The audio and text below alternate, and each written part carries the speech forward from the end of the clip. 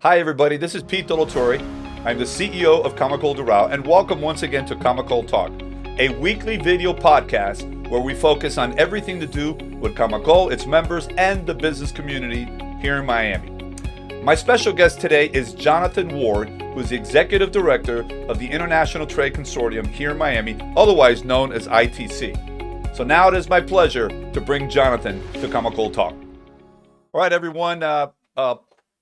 We move on with Camacol Talk, and today's program features Jonathan Ward. He is the Executive Director of the International Trade Consortium, otherwise known as ITC, and the talk is about international business. How are you, my friend? Doing very well, Pete. Thank you so much for this great opportunity to speak to your members and partners. Absolutely. Before we move on into the meats and potatoes of our conversation, for the benefit of the viewers, can you give us a quick overview on ITC? Yes, thanks, Pete. So the International Trade Consortium was founded in the year 2002. It was the successor organization to a nonprofit organization that some real pioneers in international trade in the county formed, the Trade Mission Center of the Americas. And then the county board of commissioners was so impressed with the idea and with the work being done that they decided to institutionalize it. And our current chairman, both of the Board of County Commissioners and now the ITC, Chairman Jose Pepe Diaz, was one of those founders of the ITC. And it has grown and developed over the years. We do many, many different things.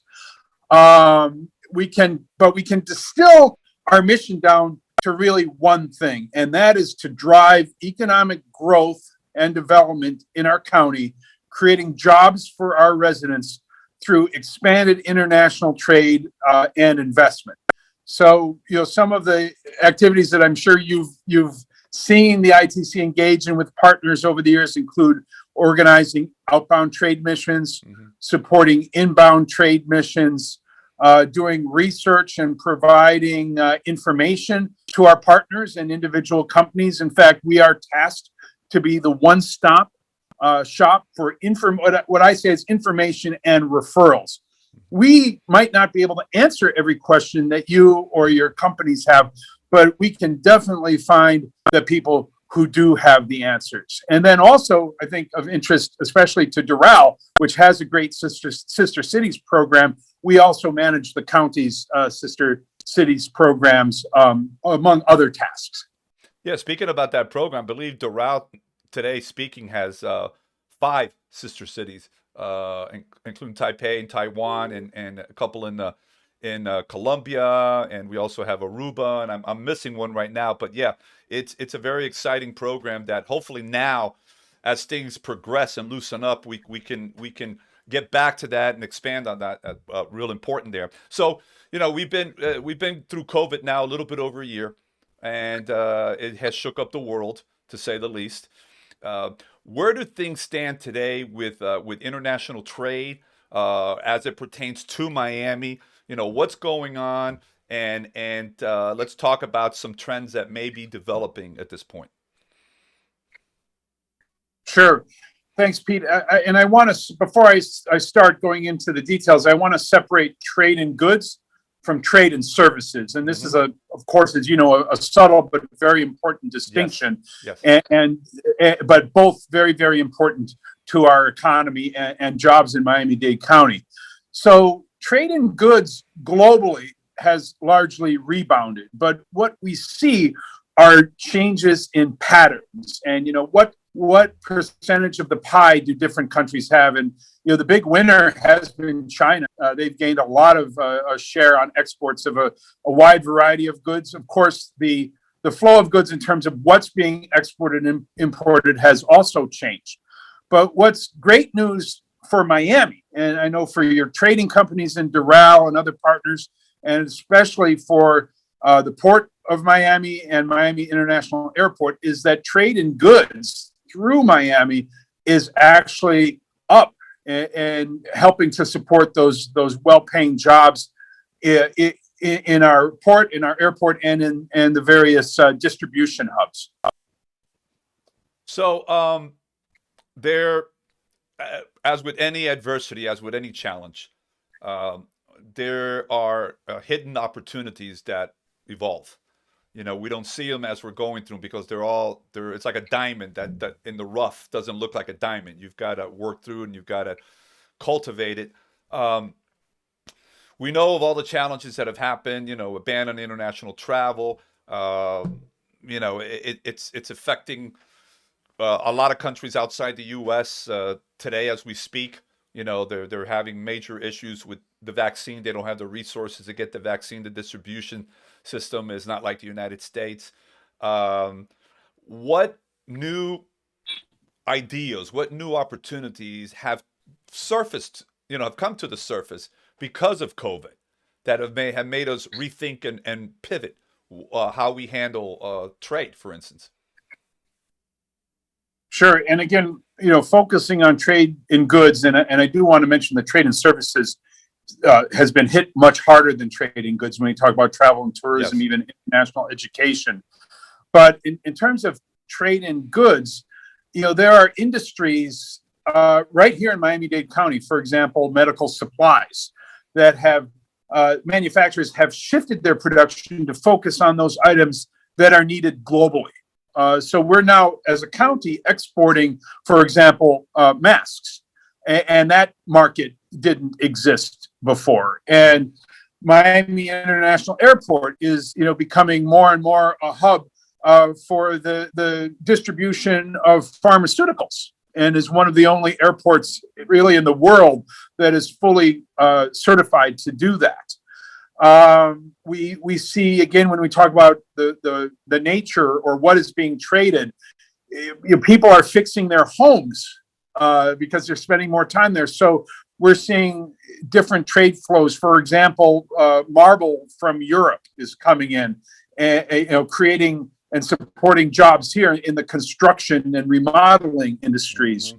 And the list goes on in terms of what exactly has changed. But as you said, there's always opportunity, and it's our nimble companies. And I'm new to Miami-Dade County, but I'm really, really impressed with how entrepreneurial our business leaders are and how responsive they are to new opportunities. So that really gives me a lot of hope for the future.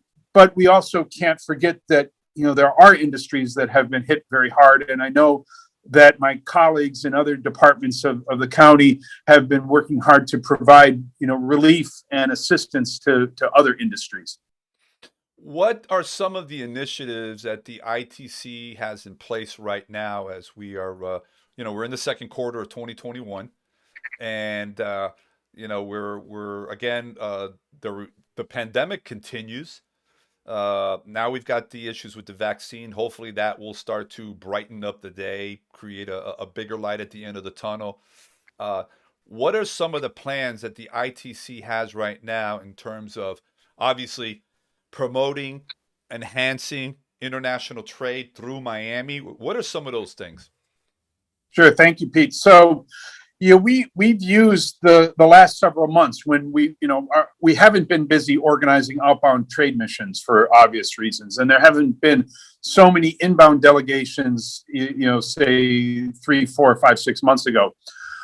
So we've been using that time to do very personal outreach to the diplomatic community, both here in Miami-Dade County. You may be aware there are about 80 countries that have some kind of representation here in the county, and beyond.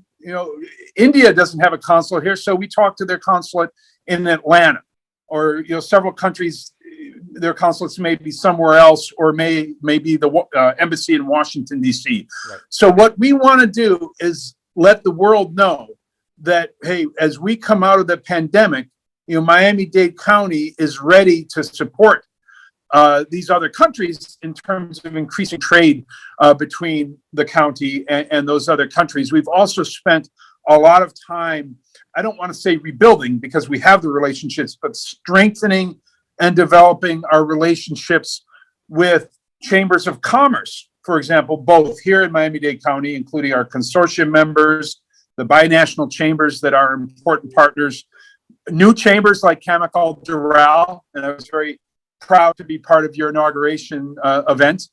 Uh, and putting Miami-Dade County at the top of mind across the world, so that as people are thinking about, okay, where should I set up a new office? Where should I distribute my products from?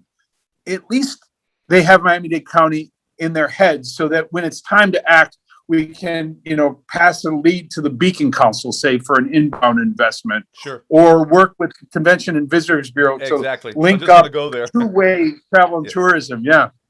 Yeah, tourism is if you talk to Bill Talbert, he will tell you always has, is, and will be the number one industry in Miami because people visit Miami for years to take a vacation, but then a lot of those are business professionals and entrepreneurs say, wait a minute, Miami is interesting. What's going on here? And so that vacation becomes a business investment, and thus, international trade, it's expanded because for many, many years, I'm sure Latin America was the main connection, the main, epicenter with international trade, specifically Miami, South Florida.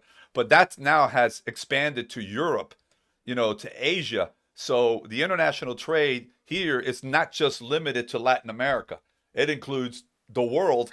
And to help support that is the ever-growing number of airlines that are flying in and out of Miami, which exceed 100 to date. And that, in places like maybe 5 years ago, we would never think of, of going or coming from, but a lot more direct flights. So that helps in terms of the logistics and the timing of getting products in and out. And that makes Miami extremely unique and a very great opportunity for anyone that is exporter or importer. Yeah, absolutely. And our office, the office of the ITC, is specifically tasked by county ordinance and by the chair to help Miami International Airport to expand its international routes. So we work very, very closely with Director Sola and his team to do that, and we are very proud to play some small part in helping to open up some of these new routes. That is terrific. We've got maybe a minute left, Jonathan. What else would you like to share with the viewers today as it relates to the topic today? Well, one philosophy of the ITC that I just want to share with your viewers who are leading business people, organizational representatives, elected officials, is that it is very important that our entire international trade community collaborate as much as possible. Of course, everybody has their specific missions, but the more that we work together, the more that everybody benefits from it. So I really thank Camacol Doral for taking a leadership role in this effort to share information and work together to create jobs for Miami-Dade County residents. It's all about jobs, jobs, jobs, right? Yes, sir. That's it. Jonathan, thank you so much on behalf of Camacol and all of our viewers to be part of this weekly broadcast, Camacol Talk. And you and I are going to have a lot more conversations moving forward. I can guarantee that. Thanks, Pete. I look forward to it, and let your viewers know to ask us anytime we can be of service to them. All right, my friend. Have a great day. Take care of yourself. Thank you. Bye-bye. Okay, a big thank you to Jonathan Ward, who has shared some very exciting information regarding international trade here in Miami. I want to welcome you all to join us every Friday, 11 a.m. on Facebook Live as we continue our journey here on Camacol Talk. Remember to follow us on Facebook, Instagram, LinkedIn, and Twitter, or visit our website, camacoldoral.org. Take care and God bless.